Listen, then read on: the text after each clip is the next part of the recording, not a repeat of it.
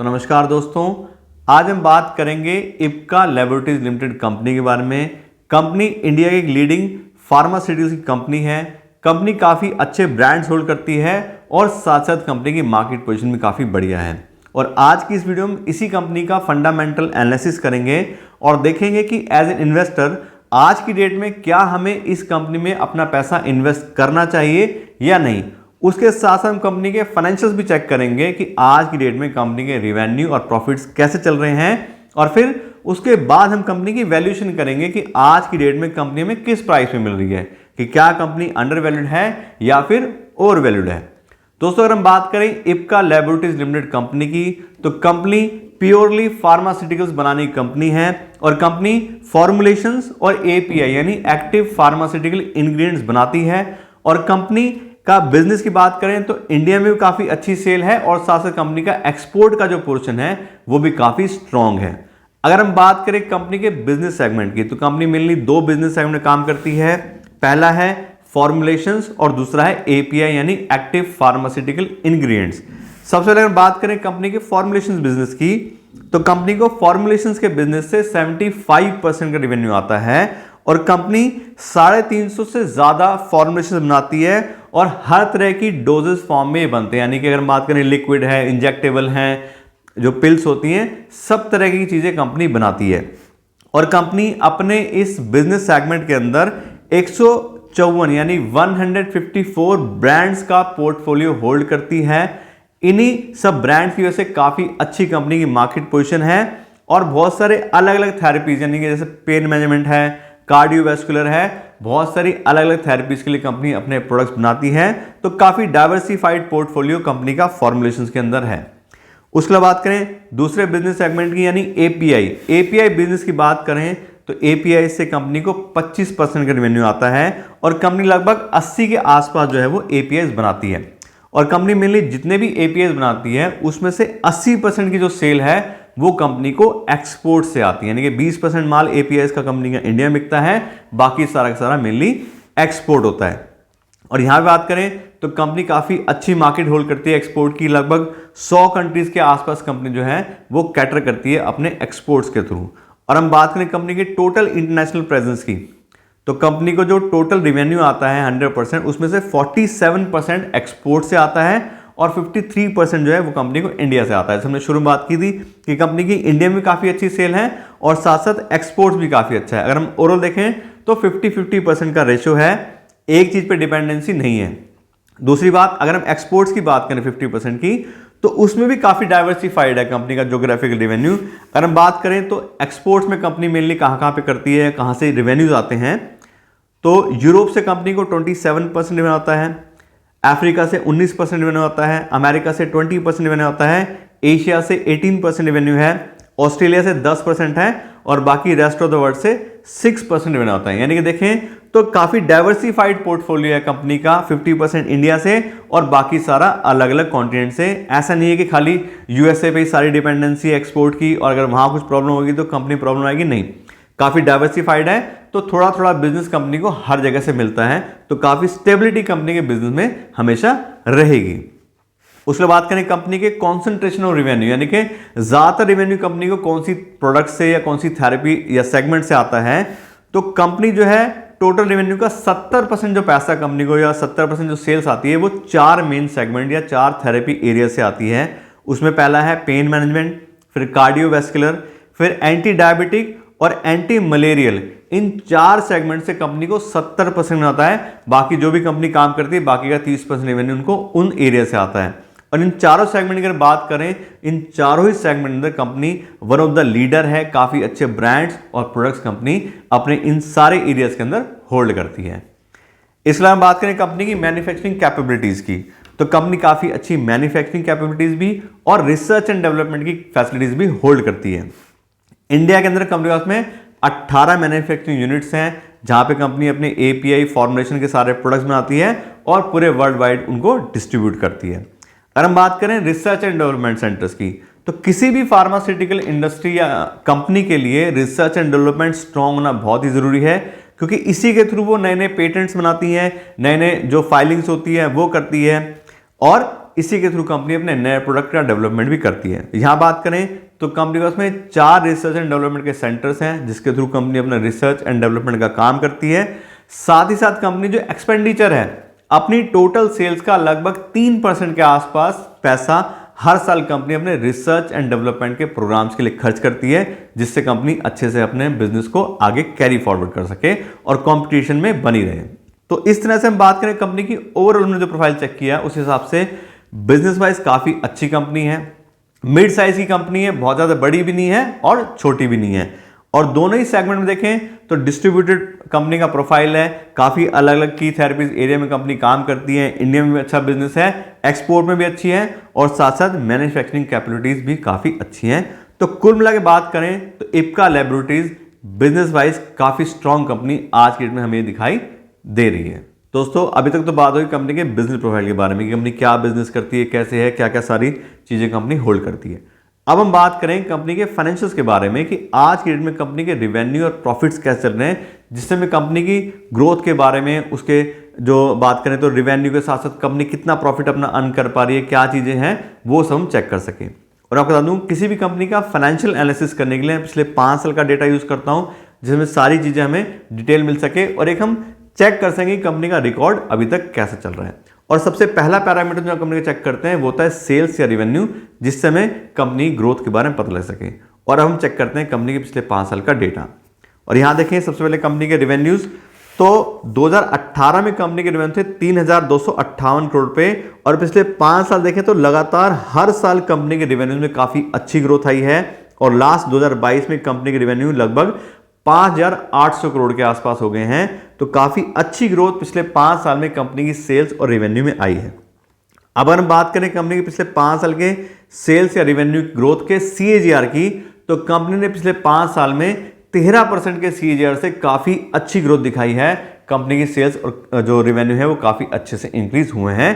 तो कंपनी बहुत ही बढ़िया परफॉर्म अभी तक कर रही है। उसके बाद बात करें अगले पैरामीटर की, तो अगला हमारा पैरामीटर है ऑपरेटिंग प्रॉफिट मार्जिन। और यहां पे देखें तो 2018 में 14% के आसपास की कंपनी के ऑपरेटिंग प्रॉफिट मार्जिन होते थे, जो कि अब बढ़ करके 2022 में 23% हो गए हैं। 2021 में 29% भी थे, लेकिन देखें तो 20% प्लस का मार्जिन ऑपरेटिंग प्रॉफिट का कंपनी को पिछले 3 साल से मिल रहा है। तो कंपनी काफी अच्छे से अपना ऑपरेटिंग प्रॉफिट मार्जिन यहाँ पे मेंटेन कर पा रही है। और ऑपरेटिंग प्रॉफिट मार्जिन चेक करने से हमें यह पता लगता है कि कंपनी अपने सारे खर्चे अच्छे से मैनेज कर रही है, कंपनी अपनी जो प्रोडक्शन कॉस्ट है उसको अच्छे से मैनेज कर रही है, मार्केटिंग सेल्स के जो खर्चे हैं उनको अच्छे से मैनेज कर रही है, साथ साथ अपने जो प्राइसिंग है उसको भी कॉम्पिटिटिव प्राइस रख पा रही है। इसीलिए कंपनी के पास में अच्छे ऑपरेटिंग प्रॉफिट मार्जिन आ रहे हैं। और यहां पर देखें तो सेगमेंट के हिसाब से काफी अच्छे ऑपरेटिंग प्रॉफिट मार्जिन आज के डेट में कंपनी के हैं। इसके लिए बात करें अगले पैरामीटर की, तो अगला हमारा पैरामीटर है नेट प्रॉफिट। यहां आप देखोगे तो पिछले 5 साल में बहुत ही जबरदस्त ग्रोथ आई है कंपनी के नेट प्रॉफिट में। 2018 में 240 करोड़ रुपए और अब 2022 में लगभग 900 करोड़ रुपए। और यहां पे देखो तो हर साल लगभग यहां पे इंक्रीज हुए हैं। 2021 में 1100 करोड़ रुपए आ गए थे, 2022 में भी 900 करोड़ रुपए हैं। तो कंपनी ने प्रॉफिट में भी काफी अच्छी ग्रोथ दिखाई है। इसके अलावा बात करें कंपनी के प्रॉफिट ग्रोथ के CAGR की, तो पिछले 5 साल में कंपनी ने 36% के CAGR से बहुत ही जबरदस्त ग्रोथ दिखाई है। यानी कि सेल्स तो बड़ी कंपनी की 13% के CAGR से, लेकिन प्रॉफिट इंक्रीज हुआ है 36% के CAGR से। तो कंपनी ने अपने रेवेन्यू ग्रोथ दिखाई है और साथ साथ उसको प्रॉफिटेबिलिटी को भी अच्छे से मैनेज किया है, तभी कंपनी काफी अच्छा परफॉर्म कर रही है। तो नेट प्रॉफिट वाइज भी देखें तो उसमें भी कंपनी ने काफी अच्छा परफॉर्म पिछले 5 सालों में किया है। इसके बाद बात करें अगले पैरामीटर की, तो अगला हमारा पैरामीटर है फ्री कैश फ्लो। और फ्री कैश फ्लो से हमें नाम से पता लग रहा है, इसका मतलब क्या है, वो पैसा जो कंपनी के पास में फ्रीली अवेलेबल है, सारे खर्चे करने के बाद जो पैसा कंपनी के पास में बचा है। और यही एक कंपनी की असली कमाई होती है। इस पैसे की अब बिजनेस को जरूरत नहीं है। तो हम बात करें तो एक इन्वेस्टर या एक बिजनेस ओनर इस पैसे को अपने घर लेके जा सकता है, उसको हम बोलते हैं फ्री कैश फ्लो।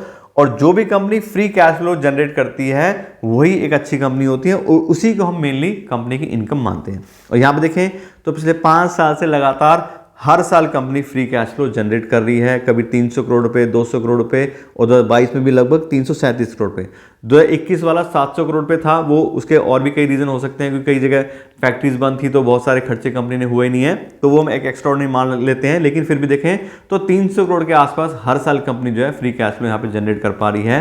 तो कंपनी कैश वाइज भी एक रिच कंपनी है, सारे खर्चे करने के बाद भी कंपनी अच्छे से अपने पास पैसा अवेलेबल रख पा रही है। उसके बाद बात करें अगले पैरामीटर की, तो अगला है डिविडेंड पे आउट परसेंटेज।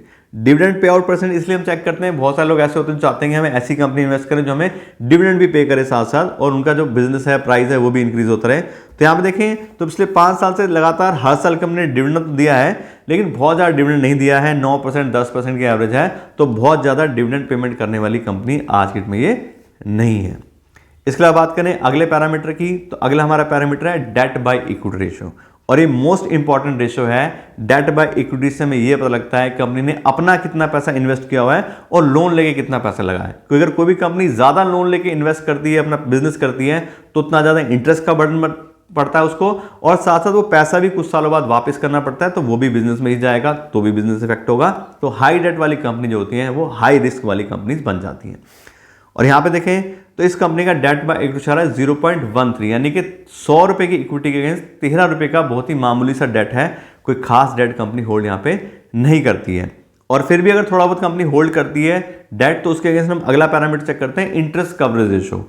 उस समय यह पता लगता है कि हमने जितना इंटरेस्ट हर साल पेमेंट करना है उसके अगेंस्ट कितना गुना, कितने टाइम्स पैसा ऑलरेडी उसके पास अवेलेबल है। और यहां पे देखें तो इस कंपनी का इंटरेस्ट कवरेज हो रहा है 26 टाइम, यानी कि अगर कंपनी को लाख रुपए साल में देने पड़ते हैं तो 26 लाख रुपए ऑलरेडी पड़ा है, यानी कि 26 साल का इंटरेस्ट ऑलरेडी कंपनी में अवेलेबल है। तो अगर कोई भी कंपनी को थोड़ा बहुत बिजनेस ऊपर नीचे भी आएंगे तो कंपनी आराम से अपना इंटरेस्ट पेमेंट कर लेगी, कोई बैंक करप्सी ये वो लफड़े कुछ नहीं होंगे कंपनी को। तो सब देखें तो डेट बाय इक्विटी वाइज भी काफी अच्छी कंपनी है। फिर अगला हमारा पैरामीटर है रिटर्न ऑन इक्विटी। जैसे नाम से पता लग रहा है कि कंपनी के साथ जो इन्वेस्टर अपना पैसा इन्वेस्ट करते हैं एज एन इक्विटी, कंपनी उसके ऊपर कितना रिटर्न जनरेट कर पाती है, उसको बोलते हैं रिटर्न ऑन इक्विटी। और यहाँ पे देखें तो लास्ट ईयर कंपनी का रिटर्न इक्विटी आ रहा है 17% का, और पिछले 5 साल का एवरेज देखें रिटर्न ऑन इक्विटी का तो वो है 18%। और 15% या उससे ज़्यादा किसी भी कंपनी का अगर रिटर्न ऑन इक्विटी होता है उसको काफ़ी अच्छी कंपनी माना जाता है कि कंपनी अपने इन्वेस्टर के पैसे पर काफ़ी अच्छा रिटर्न जनरेट कर पा रही है। और यहाँ पे भी 17-18% की एवरेज है, तो कंपनी अच्छा ही यहाँ पे रिटर्न ऑन इक्विटी जनरेट कर पा रही है। तो कुल मिलाकर हमने सारे पैरामीटर जो कंपनी के फाइनेंशियल चेक किए, हमने अच्छे से देख लिया। कंपनी के रेवेन्यू भी काफ़ी अच्छे से इंक्रीज हुए हैं, प्रॉफिट तो बहुत ही अच्छे से इंक्रीज हुआ है, और कोई खास डेट भी होल्ड कंपनी नहीं करती है। तो फाइनेंशियल वाइज देखें तो बहुत ही स्ट्रॉन्ग फाइनेंशियल आज में कंपनी होल्ड करती है, काफी अच्छी पोजीशन में कंपनी अपने बुक्स के साथ में ये अवेलेबल है। दोस्तों अभी तक तो बात हुई कंपनी के फाइनेंशियल्स के बारे में और कंपनी के बिजनेस प्रोफाइल के बारे में। अब हम बात करें कंपनी की वैल्यूएशन के बारे में कि ठीक है बाकी सब चीज़ तो ठीक है, बिजनेस अच्छा है, फाइनेंशियल्स अच्छे हैं, लेकिन कंपनी में किस प्राइस में मिल रही है। ऐसा तो नहीं है कि बिजनेस तो अच्छा है और साथ साथ कंपनी बहुत ज़्यादा महंगी है तो भी कोई पैसा इन्वेस्ट करने का फायदा नहीं है कि हम महंगी चीज़ खरीदेंगे। तो अब हम कंपनी की वैल्यूएशन करेंगे, और मैं आपको बता दूं किसी भी कंपनी की वैल्यूएशन करने के लिए मैं यूज करता हूं डिस्काउंटेड कैश फ्लो एनालिसिस, और उसके अंदर कंपनी को फ्री कैश फ्लो के ऊपर वैल्यू करते हैं। जो बात की थी कंपनी की असली कमाई फ्री कैश फ्लो होती है, उसके ऊपर कंपनी को वैल्यू करेंगे जिस समय अच्छे से पता लग सके कि कंपनी जितना पैसा कमाती है उसका आपसे उसकी कितनी वैल्यू है, और फिर हम चेक करेंगे कंपनी अंडर वैल्यूड है या फिर ओवर वैल्यूड है। और यहाँ पे देखें कंपनी के पिछले 3 साल का फ्री कैश फ्लो, तो 2020 में कंपनी के पास में थे 264 करोड़ रुपए, 2021 में 729 करोड़, और 2022 में 377 करोड़ रुपीज। अब क्योंकि इसमें वेरिएशन आ रहा है तो हम इसका एवरेज ले लेते हैं, और पिछले 3 साल के फ्री कैश फ्लो का एवरेज आ रहा है 460 करोड़ रुपए। और इस 460 करोड़ रुपए फ्री कैश फ्लो से जो कंपनी की वैल्यू बनती है वो आती है 23,000 करोड़ रुपए, यानी कि उस पूरी कंपनी की वैल्यू जो 460 करोड़ रुपए हर साल फ्री कैश फ्लो जनरेट करती है, उस पूरी कंपनी की वैल्यू होगी 23,000 करोड़ रुपए।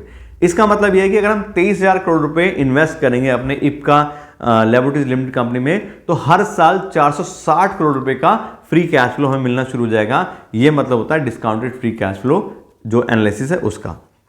अब ये तो हो गई पूरी कंपनी की वैल्यू। अब इसको हम नंबर ऑफ शेयर से डिवाइड करेंगे तो पर शेयर की वैल्यू आ जाएगी, और यहां पे देखें तो पर शेयर की जो कंपनी की फेयर वैल्यू आ रही है 900 रुपए, यानी कि अगर हम 900 रुपए पर शेयर के हिसाब से इप्का लैबोरेटरीज लिमिटेड कंपनी में इन्वेस्ट करेंगे तो हम कंपनी को फेयर वैल्यू पे खरीदेंगे कि ठीक है कंपनी इतना फ्री कैश फ्लो जनरेट करती है तो उसके हिसाब से इसकी इतनी वैल्यू बनती है। लेकिन जैसे हम हमेशा बात करते हैं कि अगर किसी भी कंपनी को हम फेयर वैल्यू पे या प्रीमियम देके खरीदेंगे तो हमारा बहुत ज़्यादा रिस्क इंक्रीज हो सकता है, क्योंकि जो भी हमने डेटा चेक किया है वो सब क्या है, पास रिकॉर्ड है। चाहे फ्यूचर फ्री कैश फ्लो की बात करें, चाहे प्रॉफिट की बात करें, सेल्स की बात करें, सब क्या है, पास रिकॉर्ड है। हो सकता है कल को कंपनी ऐसा परफॉर्म करे या ना करे। तो अगर हमें अपने पैसा अच्छे से इंक्रीज करना है, अपने रिस्क को कम से कम रखना है, तो हमें उसके लिए यूज करना चाहिए मार्जिन ऑफ सेफ्टी का कॉन्सेप्ट। मार्जिन ऑफ सेफ्टी का मतलब क्या होता है कि जो भी कंपनी की फेयर वैल्यू है उसके 50% में कंपनी को खरीदने की कोशिश करनी चाहिए, जिससे जो भी हमारे आने वाले रिस्क हैं उसको हम मैनेज कर सकें, या अगर हमसे कोई कैलकुलेशन मिस्टेक हुई है तो उसका भी इफेक्ट कम से कम आए।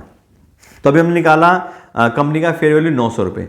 अब इसका मार्जिन ऑफ सेफ्टी यानी कि 50% हो गया 450 रुपये। तो अगर हम 450 रुपये पर शेयर के हिसाब से इप्का लिमिटेड कंपनी इन्वेस्ट करेंगे तो कंपनी को काफ़ी सस्ते दाम पे खरीदेंगे और साथ साथ जो भी आने वाले रिस्क हैं उसको भी हम मैनेज कर पाएंगे। तो ये तो कि हमारी बात कि हमें कौन सा प्राइस ठीक लग रहा है कंपनी में इन्वेस्ट करने के लिए। अब हम बात करते हैं कंपनी के करंट शेयर प्राइस की कि आज की कंपनी में किस प्राइस मिल रही है। तो आप बता दें आज की डेट जो कंपनी का शेयर प्राइस हो रहा है 800 रुपये पर शेयर। तो यानी कि जो हमने कंपनी की फेयर वैल्यू निकाली थी 900 रुपये, उसके आसपास ही कंपनी ट्रेड कर रही है। तो कंपनी ना ओवर वैल्यूड है ना ही अंडर वैल्यूड है, कंपनी फेयरली वैल्यूड है। लगभग 10% के आसपास का समझो मार्जिन सेफ्टी मिल रहा है। तो वो एक इंडिविजुअल स्टॉक में बहुत ज़्यादा नहीं है। इंडिविजुअल स्टॉक के लिए हमें कम से कम 50% के आसपास का मार्जिन सेफ्टी मिलता है तो ठीक रहता है, अदरवाइज रिस्क हमारा इंक्रीज होता है। तो अब कंपनी फेयरली वैल्यूड है तो हमारे हिसाब से तो अभी सही टाइम नहीं है कंपनी इन्वेस्ट करने के लिए। तो अब क्या करें? अब क्योंकि हमने सारा कंपनी का प्रोफाइल चेक कर लिया, सारे फाइनेंशियल चेक कर लिए, तो अब इस कंपनी को हम अपनी वॉच लिस्ट में रख सकते हैं और जब हमारे डिजायर प्राइस के आसपास ही कंपनी का प्राइस आएगा तब हम इस कंपनी इन्वेस्ट कर सकते हैं। उसके लिए हो सकता है हमें वेट करना पड़े, तो जो भी हमें वेट करना है वो करना चाहिए, क्योंकि पेशेंस से ही पैसा मिलेगा।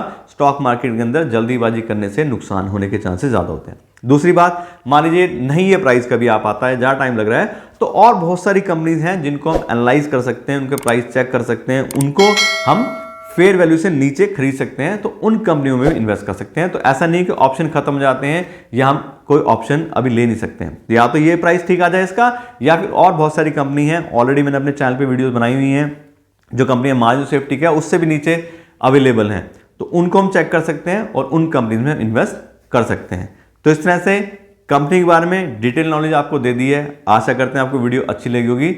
अगर आपको वीडियो अच्छी लगी हो तो उसको लाइक और शेयर जरूर कीजिएगा और साथ साथ मेरे चैनल को सब्सक्राइब कर लीजिएगा। Thank you so much.